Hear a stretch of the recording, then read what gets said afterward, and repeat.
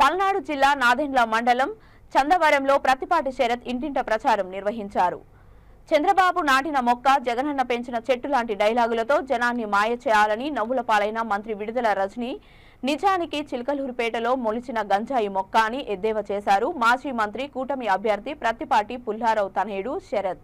అందుకే గత ఎన్నికల్లో చేసిన పొరపాటు మళ్లీ ఎవరు చేయొద్దని చిలకలూరిపేట ప్రజలు పిలిస్తే పలికే ప్రతిపాటి పుల్లారావును గెలిపించుకుందామని ఆయన పిలుపునిచ్చారు. నమస్కారం. ఇంత ట్రెండ్లో కూడా మీరందరూ వచ్చి ప్రచారానికి సహకరించినందుకు నా ధన్యవాదాలు. అలాగే 2024 ఎన్నికలు మనకి చాలా ముఖ్యమైనవి. 2019లో ఒకసారి ఛాన్స్ అని జగన్మోహన్ రెడ్డికి మనం ఇచ్చిన అవకాశాన్ని దుర్వినియోగం చేసుకొని రాష్ట్రంలో ఉన్న ఆస్తులన్నీ తాకట్టు పెట్టి అరాకొర షరతులతో కూడిన సంక్షేమం అందించాడు. ఇంకా ఆయన దగ్గర తాకట్టు పెట్టడానికి ఏమీ లేవు. కొత్త మేనిఫెస్టో తీసుకొచ్చాడు. అందులో అభివృద్ధి చేస్తాను, ఉద్యోగాలు ఇస్తాను, క్యాపిటల్ కడతాను ఏమీ చెప్పడు ఆయన.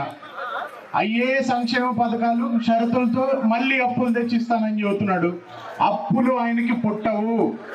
ఈసారి వస్తే ఆయనకు ₹1 ఇచ్చేవాళ్ళు లేరు. సంపాదించుకుంటే ఖర్చు ఎక్కడి నుంచి పెడతారు? ఎవరింట్లో అయినా అంతే కదా. ₹1 సంపాదించి ₹10 ఖర్చు పెడతారు. ₹1 సంపాదన లేకుండా ₹2 ఖర్చు పెడుతున్నాడు. ఇప్పటికి బాగానే ఉంటుంది. పోయే కొద్దీ చిక్కులు మన నెత్తి మీదే వేస్తాడు.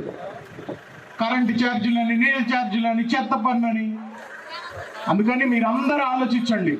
అభివృద్ధి సంక్షేమం సమంగా నడవాలి. రెండు.